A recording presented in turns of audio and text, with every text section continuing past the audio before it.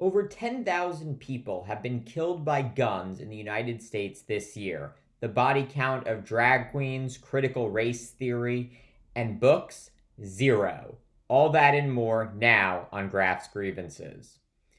Another day, another mass shooting in America, as authorities continue to search for a motive behind the now dead criminal who killed 6 people, including 3 children, at a Christian elementary school earlier this week.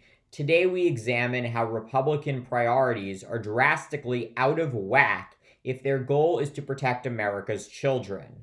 According to 538, 8 Republican lawmakers in at least 16 states have introduced bills this legislative session that seek to restrict or criminalize drag performances. While the justification for these bills is not always clear, many attempt to classify drag performances in the same category as strip clubs or porn shops.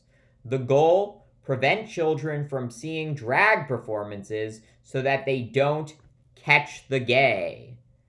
But just like book bans and critical race theory, which Republicans have also tried to ban from being taught to children, no one has ever died from a drag show, a history textbook, a book that teaches about sexuality, or the teachings of a theory about systemic racism.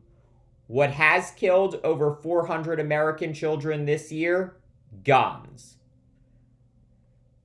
So first, credit to John Heilman, who compared this notion of how many people have died from guns this year to the other targets of Republicans this year in their legislative session. Republicans are trying to ban critical race theory, drag shows, books that teach about racism and sexuality under the guise of protecting children.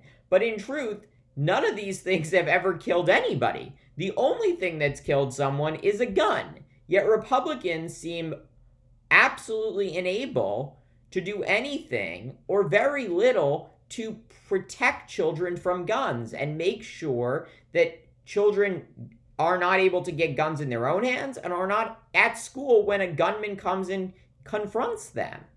What we saw this week with the shooting in Nashville was absolutely horrific, and Republicans went back to their same thoughts and prayers stance instead of actually focusing on what they could do to solve the problem.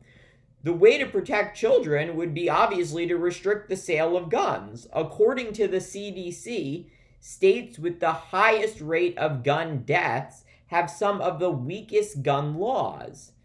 In addition, Republicans, they love to talk about the idea of American exceptionalism.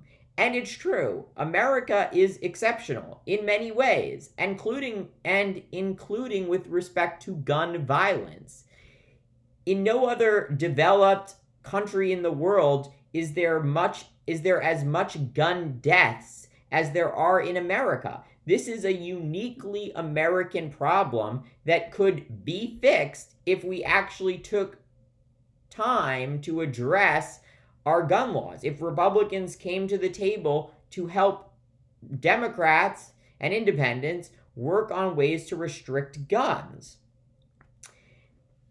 And one of the tools that Republicans sometimes use to defend their action and say, well, there's just nothing we can do to prevent more gun violence, is they talk about the Second Amendment.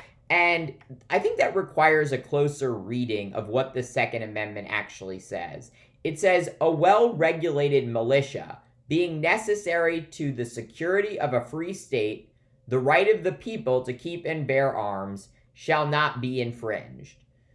So on the level there is a clause about the right of people to keep and bear arms. But we have to ask ourselves, as Republicans love to do, what was the original intent when this Second Amendment was written? The Second Amendment was written around 1791. Or that's when it was ratified. So the question is, what were they talking about? I can assure you they were not talking about allowing Americans to have assault weapons or AK-47s, the most commonly used guns in these mass shootings. They were probably talking now about a pistol. So if Republicans are going to be consistent and say we should interpret the Constitution the way it was originally written with what the original meaning was, then there should be no way that you should be able to get your hands on an assault weapon. That should just blatantly be banned. But the real issue here, right, is that they don't want to address the issue. They just think that if they keep pushing it off, it will somehow go away. But what we have seen is that more and more Americans buy guns. There's about 16 million assault weapons in the United States and over 300 million guns. And that is really disproportionate to the number of people in this country. And so if we want to actually solve this problem, we have to look at ways to actually interpret the Constitution the way it was written, as Republicans claim or conservatives claim they like to do, and really restrict the sale of guns and make sure that people go through background checks so that criminals and people who want to be criminals or have mental health issues aren't able to get their hands on such deadly weapons. This is a tough subject that really no one wants to cover over and over again, but people in the media industry, the journalism world, people who are losing their children from gun violence every day are forced to confront. Nevertheless, we have to keep talking about it if we want our lawmakers to make change. And we really need to ask our lawmakers to have more courage. We ask our children to have courage when they go into school where they could easily be confronted with gun violence, as we continuously see every single passing year. We have to ask our lawmakers to have courage. So thank you for watching this episode of Graph's Grievances, and let me know what you think on how we should address this issue.